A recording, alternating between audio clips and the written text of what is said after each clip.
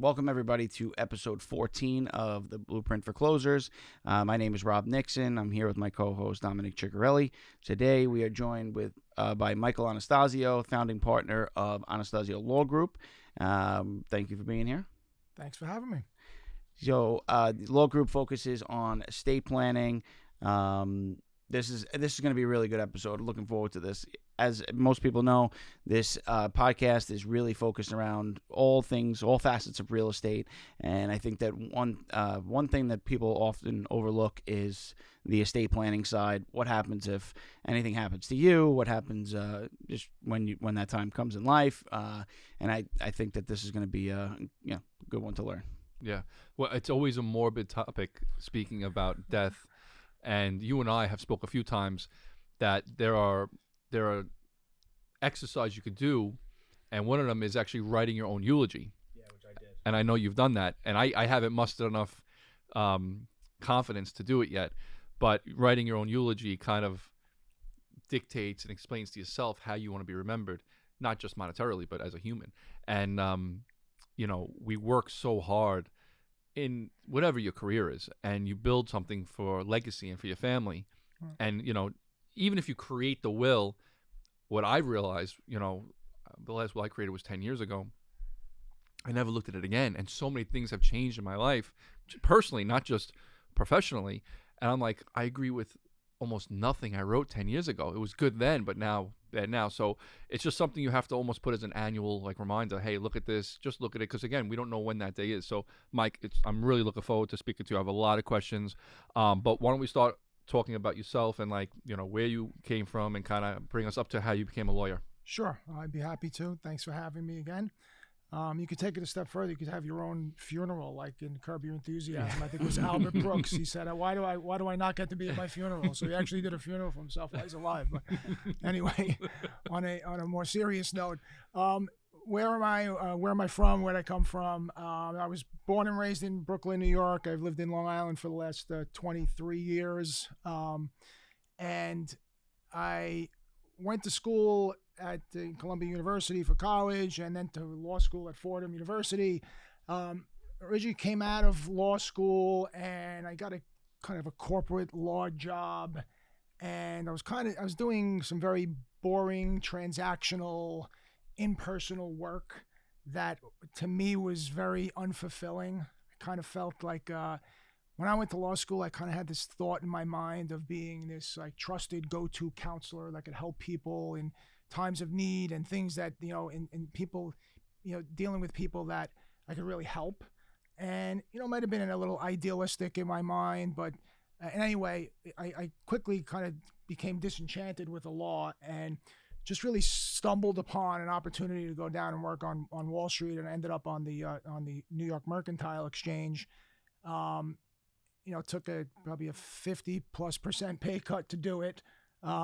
But I went down there to work for a guy named Mark Fisher, who ended up being really a mentor for me in that business, and taught me the business, and ultimately taught me how to trade, and then financed me when I started trading, and then ultimately ended up down there 20+ years.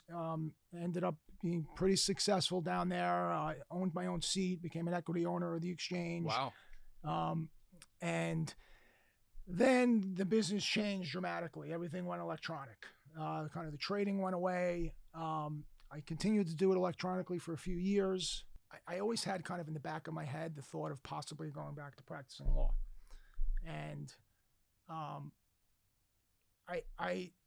but I was again battling that kind of what kind of law am I going to practice that I'm not either just pushing paper, doing boring transactional stuff, or dealing with people that are in conflict. Mike, you mentioned you had a seat at one moment on the exchange. Right. How'd that come about? Well, funny story. At that point, I had gone on. I had become basically what they call a local trader, trading for myself. And in order to trade on the trading floor, you either needed to own a seat, or you needed to lease a seat from somebody who owned it. There were 816 seats. And basically those 816 people that own those seats owned the exchange. They were the equity owners of the exchange. So at that point, it was maybe like 04, 05. And I started to make some pretty good money. And my seat lease at the time, they were going up and up and up. And at that point, I think I was paying $13,000 a month to lease the seat. And the exchange decided to do a financing program where they would, if you came up with like 20% of the seat, they would finance 80%. At the time, how much did one cost? So, and was it a fixed price or were they variable? No, so it was like a market because it was a market, right. You can only buy a seat if somebody was willing to sell one. Right. So it was like we'll equate it to real estate. You can't buy a house if it's not for sale. Right. And what's it worth? It's worth whatever anybody's willing to pay for it. It's right, like right. so. So at the time, I think that the market they were like worth just over $1 million around there. And so now they took all these applications for financing, and it wasn't like a rolling application type of situation. It was like they announced this program. They said, okay, if you want to apply for financing for a seat, you have to have your application in by, let's say, October 1st. And by, November 30th, we're going to let everybody know. It was basically like applying for a mortgage. You had to, fill out all your stuff and blah, blah, blah, your finances. But it wasn't like I said, that they let you know on a first come, first served basis. What happened was, okay, for November 30th was the day they were letting everybody know whether they got approved or not. They were letting everybody know. So now, if there were 80 guys that applied for financing on a seat, and now there are 80 new buyers in the market, I mean, you guys are in real estate. If you have houses for sale and all of a sudden one day there's 80 new buyers for that house, what's happening to the price of those houses? Right. Skyrocketing. Right. So what happened was probably a week before, nobody really knew when they were going to let everybody know. They didn't really announce the date, but they did let everybody know that we'd let everybody know at the same time if they were approved for the loan or not. I go up to go to lunch. I'm leaving the office to get in the elevator, and Mark Fisher jumps in the elevator, and he says to me, "Did you buy your seat yet?" And I said, "Mark, how am I going to buy a seat? I don't have the money. Right. I'm waiting for the financing." And at the time, membership offices were on the 5th floor of the Mercantile, and I'm going down to 1 to go to lunch. And he presses the 5th floor and he goes, "Come with me." And he walks me into membership office. Go to see this lady, Dawn Lowe. We're doing all the membership, and he says, "Dawn, what's the bid and offer on a seat?" She's like, "Well, the bid's like 2 million, and there's an offer at 1.4 million." So he's like, "Okay, put a bid in a little higher than the existing bid and put it under my name," Mark says to her. And he's like, "Hey, come on, Mike." I go, "What are we doing?" He's like, if you get it, if I get it, I'll give it to you and I'll finance it at the same terms that the exchange was going to finance it for you. Wow, very cool. And I was like, wow, so that's great. I mean, that's unbelievable. So sure enough, I'm going home like the next, like a week from that. It was a Friday afternoon. And I'm on the Long Island Railroad going back home with like 4 or 5 buddies from the floor, and we're drinking double Jack and Cokes on the Long Island Railroad. And I get a call from Dawn Lowe in membership, and she says, "Mike, the guy who's on the offer in the seat is willing to meet you in the middle. I called Mark, but he said to call you." So I was like, "Well, what's the middle?" She's like, 1.285 million. I was like, okay. So, and I hung up the phone, and my friends looked at me and said, "What happened? You look white as a ghost." I was like, "I think I just bought a seat." Wow. So, that's crazy. Now, at the time, like, did you know they were going to be super valuable, or was it like risky? Because so it was, first of all, at that point, that was the highest anybody ever paid for a seat. The reason why I decided to do it was basically like I was paying $13,000 a month to rent a seat, basically to lease a seat. So it would be like the analogy I always give people was, it's like you own a bagel store on the corner and you're paying the landlord rent, right? And one day, you're paying the landlord rent for years, and the landlord comes to you one day and says, "Hey, you know what? I'm selling the store. I would like to sell it to you, and I'll hold the note." And you sit down and you do the math and you go, I'm paying $13,000 a month rent, and if I do the loan on the terms he's offering me, I'm paying like $13,500. Like, who's not going to do that? Yeah. And that's really what it amounted to. It was like slightly more than I was paying. You had to come up with the down payment. So it was like I had to come up with the down payment. So what happened was I ended up buying the seat for 1.285, and so now we started with the paperwork with Mark because he was going to do the loan. In the interim, the approvals came through for everybody. Mark says, all right, don't worry about it. Just go do it through the exchange.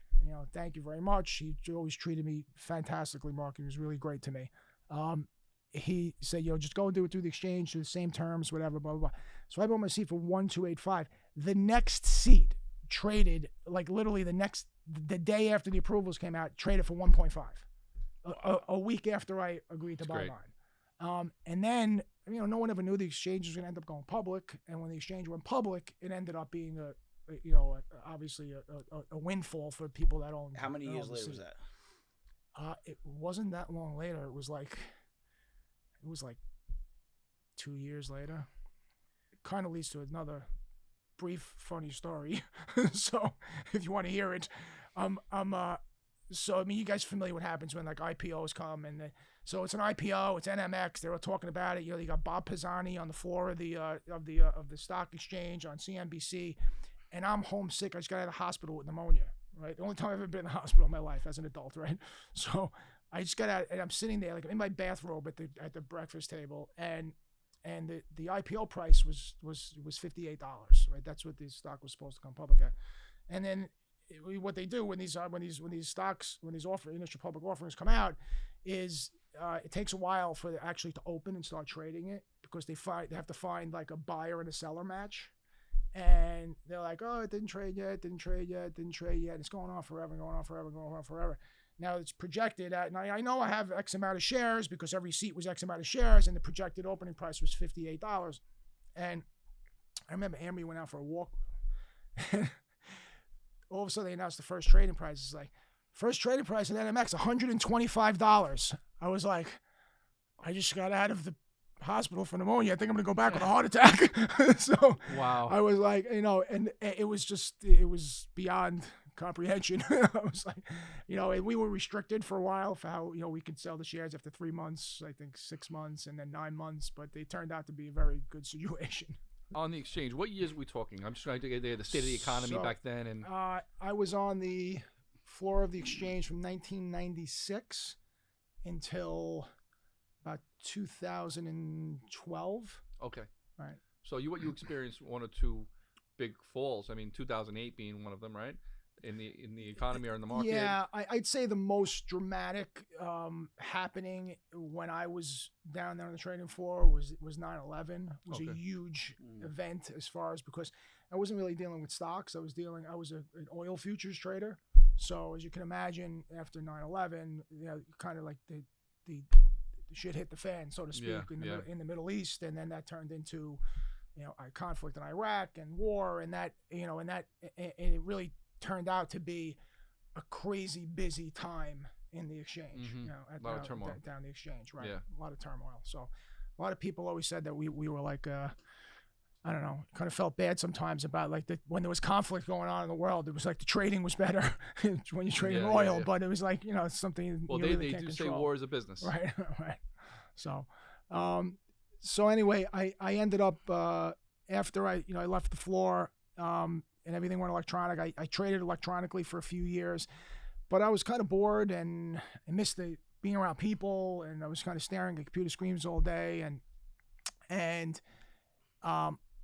I thought back to when I went through the estate planning process myself with my wife, and I really didn't have a great experience going through it. And I just thought that it seemed like the perfect opportunity to deal with people who want to be there because they want to protect. They're there ultimately. It's something you don't do for yourself. You do for the people that you love. Yeah. You want to protect the people you love, and you want to protect your assets, right? So you're there. You have very willing and willing clients. They're not going through some point of turmoil in their life. They're not getting divorced or getting sued or some misery that they're bringing into your office. They're actually there for, and it's a tough topic to talk about, but they want to be there, and they're there for the right reasons. Mm-hmm. And I went through the process with my wife, and it was like, all right, I had the meeting. He came back, signed our stuff like a month or so later, and I left with this fancy binder and really wasn't sure what I had. And I went home and like threw it on a shelf, and it was an hourly billing type of thing. So I was like reluctant if I had a question to call the the lawyer, and if I had any questions. And I just was like, there's just a lot of room for improvement here. So I basically went back and re-educated myself and got involved in this program called Personal Family Lawyer that's specifically to really trains you how to be an estate planning lawyer with a little different approach that was more in line with what I thought was a good way to do business. So I kind of implemented a lot of changes in the traditional way of doing things. One being, I don't have any hourly billing. I have different levels of planning. You pick the plan that accomplishes the goals that you want to accomplish. This is how much it's going to cost, and you're going to make the decision based on what you're looking to accomplish and what your budget is. Right. And I'm going to put systems in place that I contact people every 3 years to make sure things are up to date. I hear stories all the time about what you said. I did it. It's 10 years ago. And now I look back, what my wishes were then aren't what they are now. I have children that are older. I have additional children. I own real estate I didn't own. I got rid of stuff I didn't know. So there's always something that needs to be updated. I never heard from that firm that I did my plan with originally. Off camera, we were talking a little bit about this, and what's unique about the business, and a lot of people probably don't know this, is it's not like a real estate transaction where it's a one and done. Right. I thought, I'll prepare this when I had kids. They were newborns. Right. It might change a little bit, but here's the crux of it, and this is what I want. And I felt super confident about it. And then just recently, I moved, and I was going through old documents, and I read the will. And I'm like, 90% of this is either wrong or I don't even agree with anymore. And I'm like, wow, I need to actually redo this again. And it probably should have been done years ago, because what if something had happened to me tragically, and that was my wishes? So I'm educating myself right now about this exact topic, which is why I think I'm going to have a lot of questions for you. And it is a repeat type customer relationship. You're right. It's not just a one and done. You should be consulting, I think, with your estate attorney, regardless of what you do as a profession, at least every 5 years. Yeah, I would say what I have put in place in my practice is that I have automations set up that I reach out to you every 3 years minimum, from the time that you established your plan. Within 3 years, you're going to hear back from me and say, hey, have there been any significant changes in your life? Are your kids that were minors now adults? Or anybody you want to disinherit? Or anybody? You still living in the same house? You still you still own these investments? Have you changed it? And then, if changes are needed, obviously there's that review is free to do. But obviously, if there are changes are needed, then there'll be a fee associated with that. But again, it will not be an hourly fee. It'll be a flat fee that you'll be upfront, and you'll know what it takes to do it. Right. But I hear the worst stories and the worst situations are the people.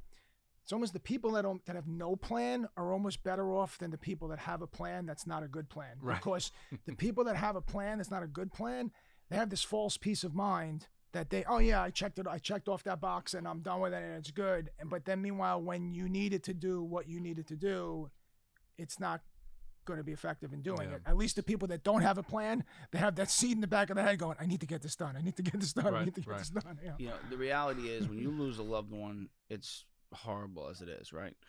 To have to deal with that additional pressure financially of like just having poor planning. I mean, to me, there's nothing worse in the world. Yeah. So the constant thing, getting back to real estate, right? So first of all, real estate itself is a pretty illiquid asset in the short term, right? I have seen countless stories of properties going to probate, right? So now you have major market shifts, right? I mean, if you had, I just had a recent one where we were about to put it was a primary residence. We were going to put somebody passed away. We were going to put it on the market. It was stuck in probate for a year and a half. Interest rates went up, skyrocketed. Probably cost at least $300,000-$400,000 in that swing. Plus, if you need the money, right? And not to mention, I think about myself. I own a lot of real estate, a lot of which are in partnerships, and they're all written different ways. I mean, if something happened to me, if I got hit by a bus tomorrow, like my wife would have a lot to figure out and sift through. So, I mean, again, the planning is super important. Well, that's an interesting point that you bring up about there's over $18 billion in the New York State Unclaimed Assets Fund. And most of that is because people die and their family doesn't know what they have. So one of the things that I stress is an intense kind of information gathering session. It's a life and legacy planning session. I'm basically gathering, if nothing else, I tell people, if nothing else you'll get from me, it's that you'll feel more financially organized than you've ever felt in your life after you're done. Because I'm going to make you basically provide all of your economic information. You can have it all in one place in a nice, secure client portal. And then when something happens, they're going to know where to find that stuff. All right? Because a lot of people, who's got $20,000 in an investment account that their wife doesn't know about. I mean, crypto account, or who knows? If your example of owning properties, perhaps in LLCs, you're a half owner with somebody else, you're a quarter owner with this guy, and it's for your wife's not even going to know where to start looking. Right. And if you end up in partnerships with the wrong people, she may never find out. Right. Yeah. And so money does strange things to people. So I think there's this illusion that you have to be really wealthy to have a trust. Yeah, no, that's kind of old school thinking, and the difference between having a will, just a will plan, and a trust plan is huge in the sense of I'll always back up and just talk about, you mentioned probate before, and a lot of people, you hear the word but they don't really know like what probate means. Right. So like probate is basically the process that your assets have to go through. Any asset is that's titled in your name when you die has to go through probate. All right. Now, when you're talking about married couples, you're generally talking about when the second of the two die, because most people own most of their assets together with their husband or wife, and maybe they're on the same, they're owned together. So when if the husband passes first, in the examples, I don't know why the husband always gets killed first, but anyway, it's like so if the the husband dies, and the wife is, let's say your house, your primary residence, she's on the title. She's the survivor. She gets the house. This doesn't have to go through probate. But when the second spouse passes, anything that's in their name is going to go through probate unless you have a trust set up. And the trust really is, let people hear the word trust. Actually, I would back up for a second. What people don't realize with probate is that, generally speaking, the amount of money and time that probate costs it's worth having a trust just to avoid that, because you're talking about, generally when it comes to like expenses, attorney fees, executive fees, and you add it all up, probate generally costs about 2 to 5% of your gross estate. Your gross estate, okay? That's a lot of money. So, I mean, you do the math. If you have $5 million, you have $10 million, you have $15 million, even somebody with $1 million, you're talking about $20,000 to $50,000 in probate costs. Yeah. It doesn't take a lot to get to $1 million estate in the Northeast, in New York. You can't get a house for less than $500,000, pretty much. No, right? You're right. So if you have a house, you're halfway there to $1 million. Yeah. So there's a tremendous cost involved in probate, and there's tremendous time. Like you were saying, you got caught up in probate. The average probate in New York lasts, I'd say, a minimum of 9 months. It could be 12 to 18 months if there are complications, if anybody contests anything. So one of the values of a trust is avoiding the probate process. And the way you do that is, the most common trusts are what we call revocable living trusts. And you think of the trust as a box, and in that box, you title most of your assets in that trust. There's reasons to. This is the point where I should offer my disclaimer. None of this is intended to be legal advice. This is just for educational purposes and informational purposes. So you think of the trust as a box, and if you put all of your assets into that box, with the exception of a couple of things, there are advantages to keeping life insurance outside, make the trust the beneficiary, and there are advantages to having retirement accounts kept outside the trust because of some laws that changes in law. But then what happens is when you pass, and the trust basically becomes a will substitute.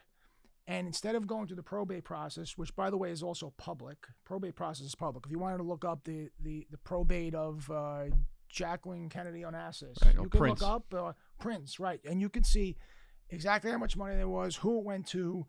And so the other added advantage of a trust is that happens within the confines of a lawyer's office, not in the probate court.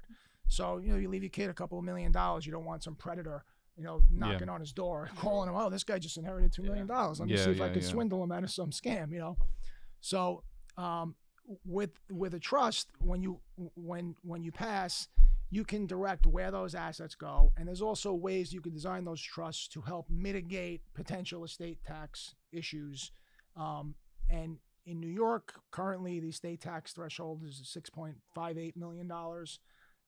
And federally it's $12.92 million, but that's scheduled to come down to $5 million in 26. Wow. So unless they change that, which possibly they can, probably more likely if a Republican gets into office, they would change it back. But so now there's a difference between, you said revocable and irrevocable. Right. I was told like life insurance money should go in an irrevocable trust, right? Or do I have it backwards? Well, it really, it's not a taxable. There's no generic answer to that. When you get to like ultra high net worth individuals, there are what they call ILITs, irrevocable life insurance trusts. Generally, those are used as a strategy to have liquidity when you die. They're generally structured as like second to die policies, to have a couple ultra wealthy, and upon the second to die, there's a big windfall of money that then is then basically used to offset their estate tax burden. So they'll pay. I mean, those policies, you're talking about big money policies. They're huge premiums, and they pay it upfront. They basically put an account aside to fund those policies. I'm not an insurance salesman, but I do know a little bit about it.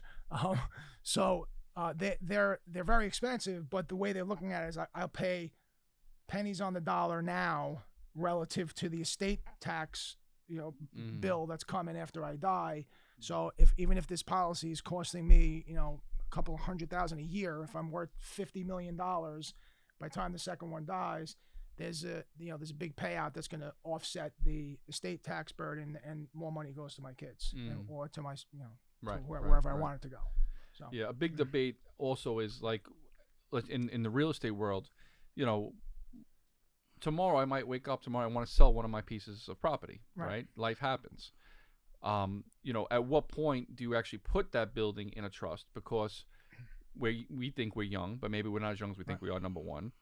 Number two, it costs money to put the building in the trust, because essentially if there's a mortgage, you have to refinance it. Not necessarily true. No. And then the third thing is, if I put it in the trust, people say, can I sell it? Right. And maybe there's more complications to that. Right. So, I mean, as a rule of thumb, when do you suggest people moving stuff from their personal name to the trust? With a revocable living trust, I would almost 100% of the time advise people to have, unless you tell me, all right, I'm selling this building in 6 months. It's on the market. I'm selling it in the next 6 months to a year. I'd be like, don't bother. But if you are planning on holding it for any period of time, the benefits to holding it in trust far outweigh the benefits. Even you can even buy it in the name of the trust if you're a person that sets up an estate plan and sets up a revocable living trust, and now you're buying real estate going forward, I would advise buying it in the name of the trust. So if I own a building in 123 Main Street LLC, right? Would I want to put that in a trust? And if so, if and when does that affect my ability to 1031 if I sell the property? That would be a question probably for a tax attorney. I don't think it affects it, because in that particular case, you wouldn't be deeding the property in the trust. You would be changing your ownership in the shares of the LLC into the trust. Got it. And what about if you have a partner? Right. Like, so let's just say Rob and I own a building. Right. I want to move my half into a trust, and he wants to keep his half in his name. Right. Do you own it through an LLC? So through an LLC, if he's putting together an estate plan and wants to put his assets into a revocable trust, his shares of the LLC. So you go into the operating agreement of the LLC basically, and you change the name of the shares from Rob Nixon to the Rob Nixon Revocable Trust. Right. And that is basically As simple as that. it's a transaction of a paperwork transaction of changing the ownership in the shares of the LLC. Does it trigger a Right. taxable event or no? No. No, because No. it's the same ownership. And even And if there's a mortgage Right. on the property, because It- technically the mortgage is guaranteed personally sometimes, or in the LLC's name. it doesn't really matter because there's no change in beneficial ownership. Right. So he's not Right. It's he's- still you. It's just gonna he's trust in you. still it's a revocable trust. He can put things in and out of it freely. So there's no change in beneficial ownership.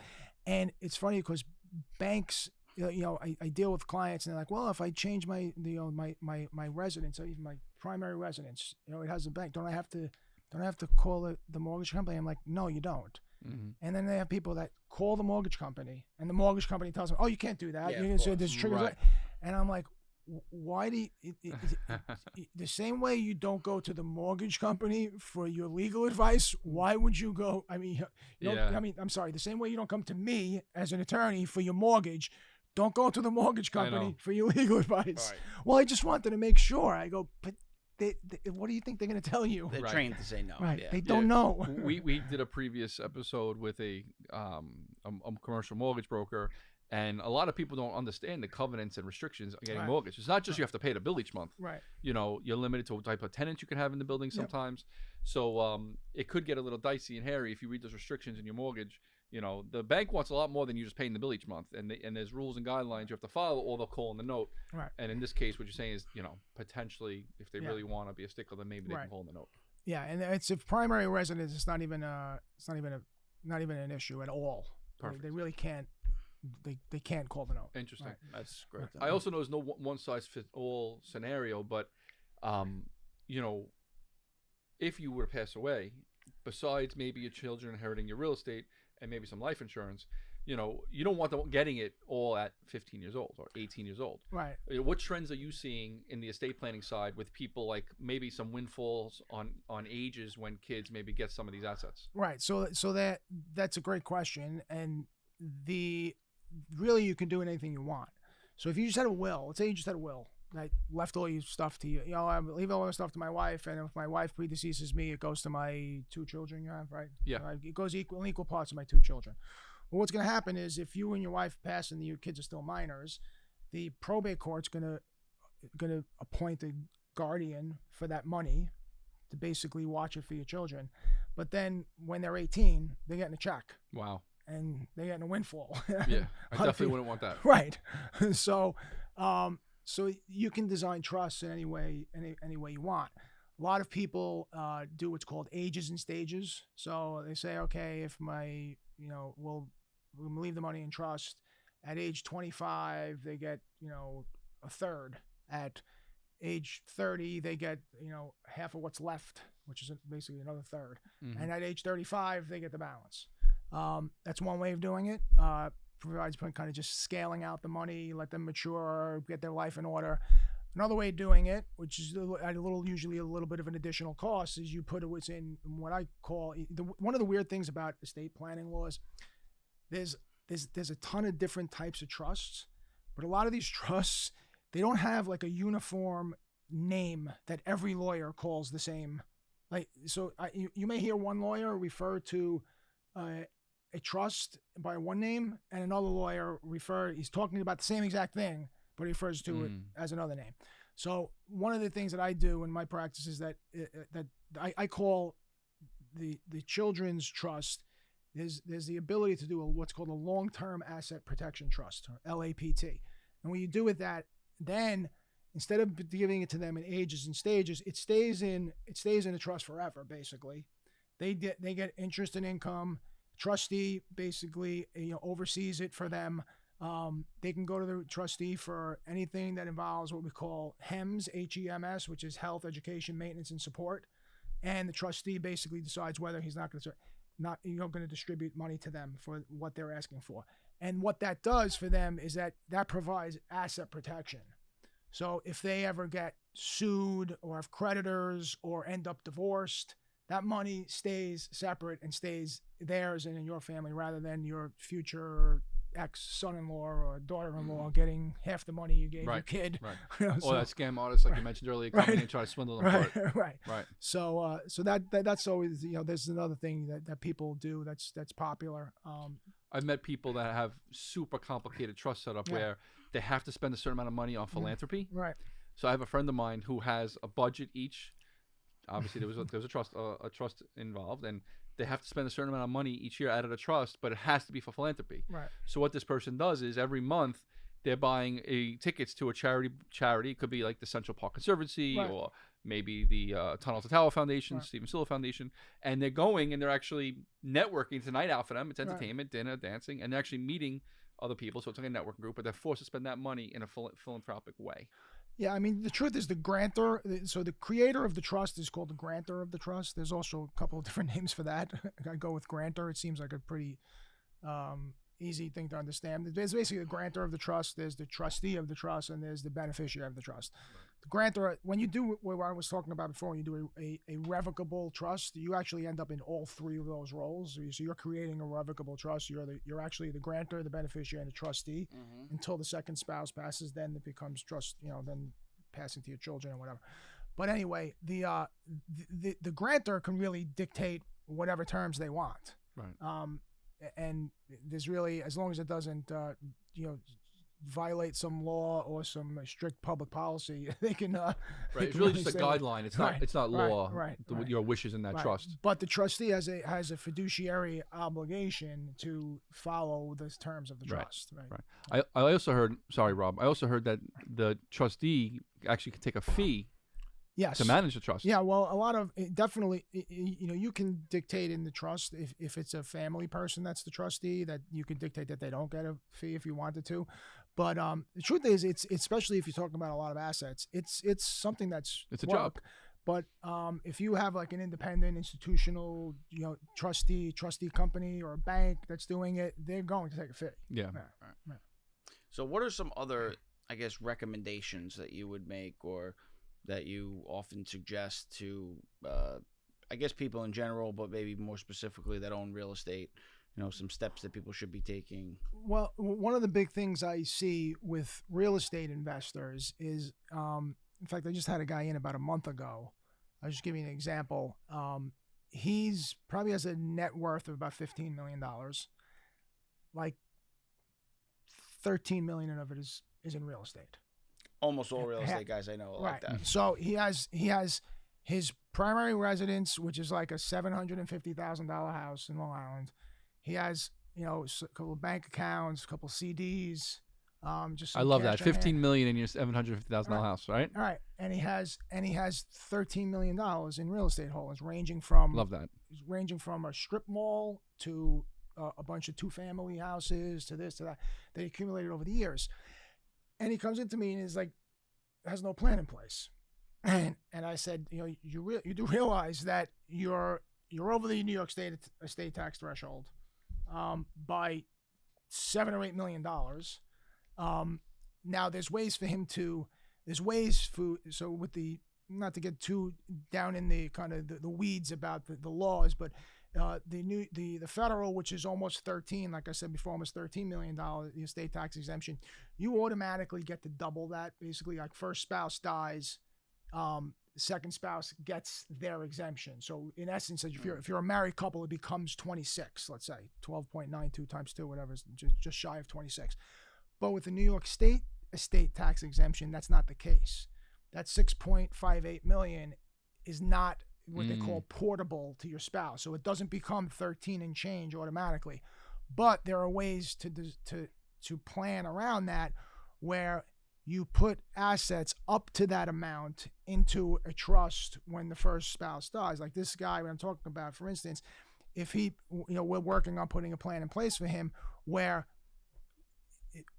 you know, of his assets and his buildings, up to the New York State estate tax exemption amount, which is currently 6.58 million, of those buildings will go into a trust when he passes. And it becomes an irrevocable trust. His wife gets the benefit from the income of that.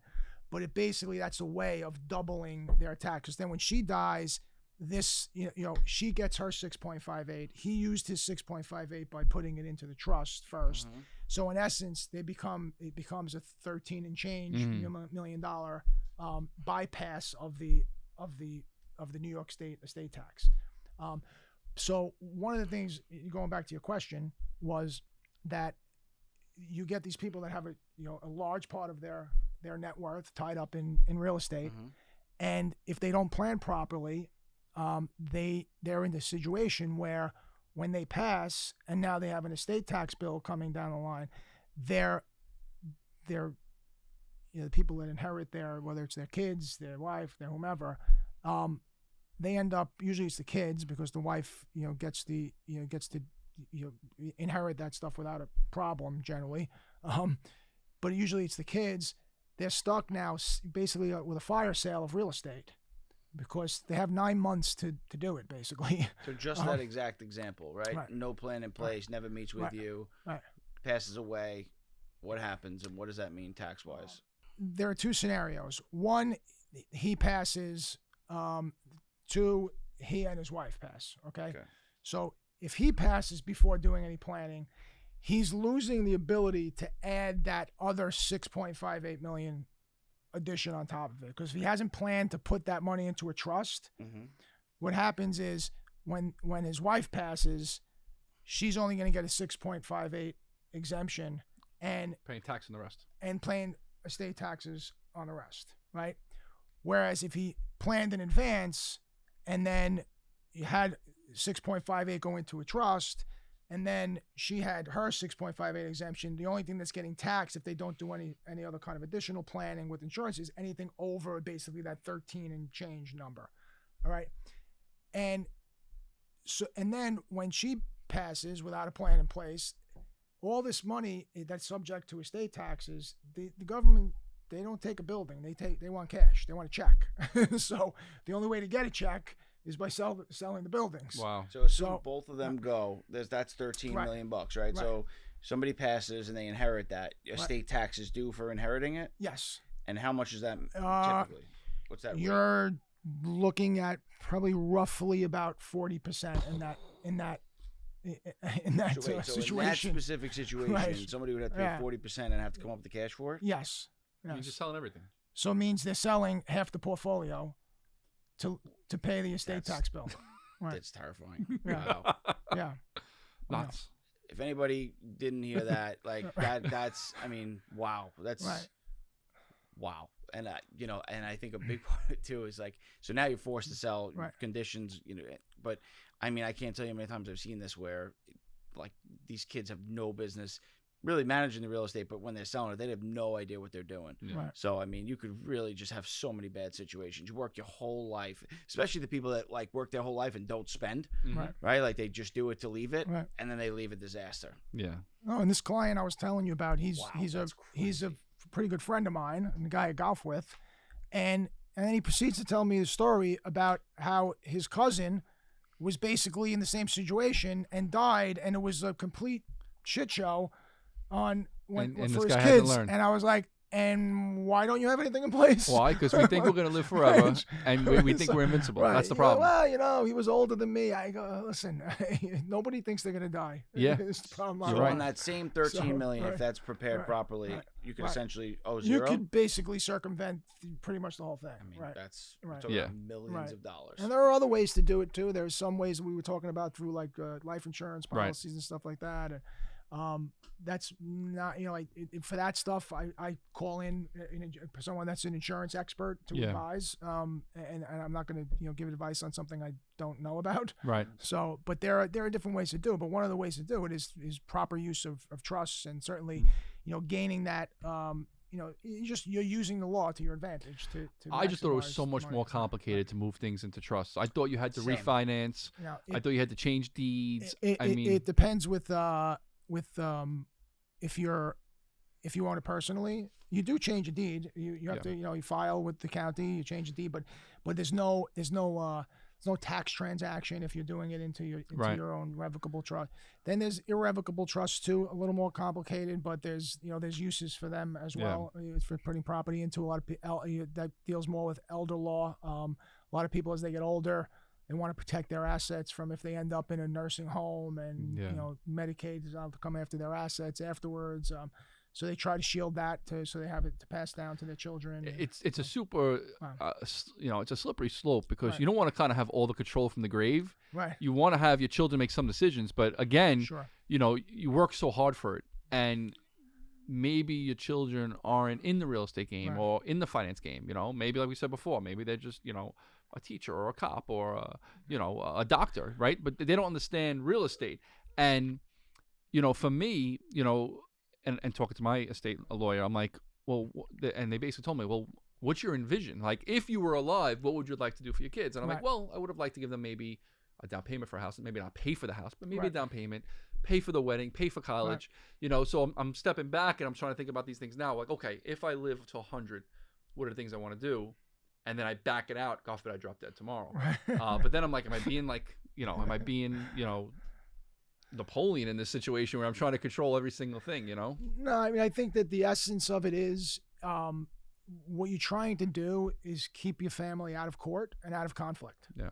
And some of it's really easy to do, and it's not inexpensive, but relative to what It's extremely Failing- It's extremely inexpensive. right. So relative to what failing to plan costs, it's Yeah. pennies on the dollar. Yeah. It's- In most people, it's real. Let's just call it real estate only because this is what we do. Right. And life insurance, right? So there's actually two windfalls if you plan properly, right? Right. They're going to inherit the real estate, and let's just say your children are underage, Right. right? So they're going to inherit the real estate, which is in one trust, Right. and then essentially there'll be life insurance in another trust. I don't know. Right. I don't want to get into the weeds of what type of trust it is. So it's really two decisions. At what age do they get to manage the real estate as opposed to the executor of the trust? And then at what age does that life insurance start dropping? And what do they spend it on, right? Right. So maybe a requirement in your trust is they have to use that money to, if they're doing good with the real estate, they have to invest life insurance money in other assets to build the wealth in the family, right? Right. And we talk about the Rockefellers, we talk about some other, the Vanderbilts, and some other prestigious families. The Rockefellers use life insurance as a tool to lend money to their family members and to build wealth within the trust. I read a fascinating book about wealth over multiple generations, and it analyzed the Rockefeller family versus the Vanderbilt family. And we actually talked about this. I don't know if you saw in the last episode. We talked about this briefly about your kids, right? How do you teach them about money? How do you get them into different things? And the thing that the Rockefellers had done is they looked for traits from a very, very young age of each of their children of what they were into. So, for example, if they were whatever it was, gift of the gab, whatever it was, or they were really creative, artsy, they basically groomed them to become like a head of marketing for their companies from literally the age of 4 or 5 years old. Wow. And their entire approach was just night and day. And they've kept it, on a major trying level. to help people find their niche, right? Yeah, it's pretty, So another question. So, one of many reasons people put assets in LLCs is for the protection of lawsuits and so on and so forth. Does the trust provide any more or less protection in that sense? So a revocable trust does not provide asset protection from creditors. I mean, if you own a LLC in the name of revocable trust, it's the same protection you have as an individual who owns shares in an LLC. But as far as your assets go, irrevocable trusts provide much more. Like what I was talking about, that long-term asset protection trust before that we create for children, that's an irrevocable trust. And that's one of the reasons why, because you have an independent trustee that's overseeing that. That affords the children asset protection from creditors, from divorce, from whatever may come up. Another thing that you were talking about with the kids and teaching them along those lines, a lot of people, when they set up the trust for children, I think it's a great idea, and I always recommend it to my clients pretty much across the board, unless the child is some kind of special situation or disability or whatever, to make is when you leave your kids' assets in trust, is to enable them at a certain age to become co-trustee of their own trust. Because I think it's a great way that it educates. Because if you have an independent trustee, that's a bank or investment firm or trustee company that's managing that that trust in a way that they're obligated to from a fiduciary standpoint. They're really obligated to basically grow the assets of the trust and do what's right and do what's best from an investment perspective and so on. And it's a great learning tool for kids to become, you become the co-trustee of your own trust at 22 years old, and you're seeing what's going on with that money and how it's being managed and how it's being operated. And it's a great, and then some people even transition to the point where they have the kid become the sole trustee at a certain age. That decreases the credit protection of it a little bit. But if that depends on what people are trying to accomplish. These companies that specialize in managing trusts obviously is a much more expensive solution, I guess, in theory, compared to like the uncle managing it, right? But you're dealing with professionals that do this for a living and know the loopholes into things, right? Yeah, there's a trade-off, obviously, in anything, because if it's a family member, they may, you can put in the trust, that they're able to take a fee. They're kind of standard-ish fees, 2-3%, whatever, of the assets, or maybe based on income, but the flip side to that is, you're not getting a person who's professional at handling trust, filing. If it's an irrevocable trust that they're managing, which is most likely the case, there's tax forms that need to be filed and tax returns and things that need to be kept on top of. So a lot of people choose a professional, but then other people choose family. And sometimes you have a family, you might have someone that's in wealth management, that's managing investments all the time. It's an ideal person, as long as you trust them and that's a person you would want to do it. I tell people, if it's somebody that you would want to do it, even if that wasn't his job, then choose him or choose her. If it's somebody you're choosing just because that's what he does for a living, but you don't really trust him, then choose somebody else. What's the average fee one of those companies are getting compared to the 2 or 3%? I think they run into like 2 or 3. Yeah, that's about 2 or 3%. Okay. So it's not so bad. I mean, it's not terrible to have a professional look at it. Right. So outside of Will's trust and just honestly sitting down with somebody like yourself and really putting this in place, are there any other things that might stand out to people, or something that you really suggest to? Listen, I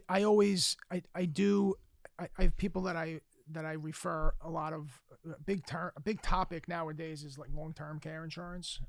So I have people I refer like insurance business to, and I say, listen, I don't make anything off of this, but I'm just telling you that in, let's say, Nassau County, where I live, the average nursing home costs $14,000 a month. So that stuff rips through your savings pretty quickly. Then they could take your house and everything. Right. $14,000 is a lot. Yeah. And so long-term care insurance is something that I always talk about clients with, and suggest that they get something done in that regard. Is it extremely expensive? You know what? I'll be honest, Rob. I don't know. I think for some reason it's less expensive for men than it is for women. I'm not really sure why. Maybe because women, they don't live as long? maybe because they live longer. Right. So, and there are joint policies you can get with couples, depending, and obviously a lot of it, just like any insurance, whether it's life insurance, medical insurance, it's health. Age and health dependent. So but so the younger you get it, the cheaper it is, I presume. Yeah, health and everything. Yeah. Right. So I mean, same thing with life insurance. The cheaper you are, the younger you are, the cheaper the premiums are going to be. So it's never a fun topic people want to think about, but the realities are, I mean, I got life insurance from a very young age. I think it could be a great investment tool. We had a great episode about that. Yeah. I mean, estate planning can be used in so many positive ways to not only protect your assets, but grow them, but also really set your kids up for the long term. And also just so doesn't become a drain on them if, God forbid, something should happen to you. And that long-term care thing, that's super interesting to explore as well. So, last thing we always like to end on, any story in your career that kind of stands out, could be in the estate side, commodity side, whatever it may be. I thought about this in the car on the way over here, and then I felt a lot of pressure when I let everybody know I was watching the previous episode be recorded, and the guy had a great story. That was a great story. To be fair, that was the best one we've had. That's what I said. No pressure. So I'll tell you, I think it's a funny story. It's kind of entails work, but a little bit personal. So I went down to work on the trading floor, as I was telling you. I was 28 years old. I practiced law for a couple of years. I took a took a serious pay cut. I had a negative net worth at the time. Literally, I was in debt, from school, from college, from law school. I went from, we're talking 1996. So I went from, I think I was making $52,000 a lawyer. I went to work as a clerk on the trading floor, making $26,000. And the guy, Mark Fisher, who I told you I worked for when I first went down to the trading floor, for some reason, he was a super, super successful guy, but he was so intent on like matching up couples and like finding people like, oh, are you single? How come you're single? Why aren't you married? So at the time, I was dating my now wife, and I had every intention to marry her. I was just really trying to I moved back in with my parents because I was making $26,000 a year. I was paying student loans. I think it was $600 or $700 a month. Mm-hmm. You do the math, right? So I was basically saving up for an engagement ring, and I was I go to play in it was actually a roller hockey league that I played in that was sponsored by Mark. It was like a company roller hockey team, and Mark was the sponsor. So my now wife Anne-Marie, then girlfriend, comes to the game to watch, and I make the mistake of introducing Anne-Marie to Mark. Mike, how long have you been dating? We're dating like just about 3 years. How old are you? I was like, I'm 28. How old are you? And my wife's a year older than me. She's gonna kill me for saying that. 29. 29. How come you're not married? How come you're not engaged? What are you waiting for? I was like, well, on the $500 a week salary you're paying me, it's tough to afford to afford an engagement ring. So he's like, I'll tell you what, I'll make you a bet. He was like, how much money you have saved? I was like, I have like 5,000. Mind you, this is 27 years ago. I have like 5,000 set aside. I'm hoping to get to like 10. He's like, I'll tell you what, I'll make you a bet. We're going to play one-on-one basketball, me and you in a game. If you beat me, I give you $5,000. Wow. If I beat you, I lend you the $5,000 and you got to pay it back. But either way, you get engaged. Wow. Now, to me, it was a win-win because I was planning on proposing anyway, but I love this guy already. I didn't even meet him. So now, I'm like, I've been working on the trading floor for like 3 months. I'm like, what the hell, this guy's nuts. And meanwhile, now I'm a pretty tall guy. I'm 6'1". I would say I was a decent basketball player. I used to play a lot of pickup basketball. Never played in like high school, but played like little league and did a lot of pickup and all over the years. And he's probably 5'7", right? And I'm presuming older than you. He was a few years old, probably like 7, 8 years older than me. You don't. Mark, if you ever see this, I love you, but you don't scream athlete. He doesn't scream athlete when you look at him, right? So I'm like, this is going to be like taking candy from a baby, right? So we arranged during lunch hour one day at the exchange. I go, come up from the floor at 12 o'clock. We're going to go down to the Downtown Athletic Club, which was open at the time in downtown Manhattan, where they used to give out the Heisman Trophy. It's closed after 9/11. He goes, I'm going to get the court there, and we're going to play in basketball. We're going to play basketball. Playing to 15. There's a 3-point shot is worth behind the 3-point line is worth 2. So I was like, all right. So now he gets this other trader, this guy Eric Bowling, the guy that's on he was on Fox News and then Newsmax. Yeah, I've seen that. He was on the 5, mm-hmm. the 5. Eric Bowling used to be a trader on the trading floor. So Eric Bowling's refereeing the game, right? So now I get the ball first, and now I'm like, he's like kind of all over me. I miss it. So now, mind you, he's my boss. I've been working there for 3 months. So I'm like kind of like being like a little timid, a little deferential, right? And he's like 5 feet past the 3-point arc, and I'm like, he's like, nothing but net, like from 25 feet out, and I'm like, uh-oh. So now the other thing he wanted was winners out, right? Which if you score, you keep the ball. So the second time he steps back, nothing but that. So I'm like, I gotta guard this guy 25 feet from the basket. Now I'm starting to get like desperate. I was like, I can't lose this. So I start like pressing him and playing like, I'm bigger than him, I'm heavier than him. And I'm just like, I'm pressing him from 25 feet away from the basket. And then I get the ball. I finally get the ball. He misses a shot, and I'm like just backing him in and backing him. P.S. It turned into like, and it's funny because the guy Eric, he wasn't calling any fouls, which I think ultimately ended up in my advantage. But I end up winning the game 16-14. You had to win by 2. Wow. I ended up going from behind, and I win the game 16-14. And then And you get the the 5,000. next day, he had his secretary give me an envelope with 5,000 cash in it. Wow. And a couple of months, like next month, I proposed to my wife. That's a So, That's great story. the That's a story. great story. Very cool. Yeah. And did he ever want a rematch? So no, I wouldn't give him one. It's like I'm quitting while I'm ahead. People were like, I can't believe you beat him. He never makes bets on sports on things he thinks he's Right. gonna lose. Too Like, oh, he didn't competitive think he was guy, I gonna can lose. imagine. Oh Yeah. yeah. Very cool. Well, Yeah. thanks for being here, Mike. This was a great episode. Thanks everybody for tuning in.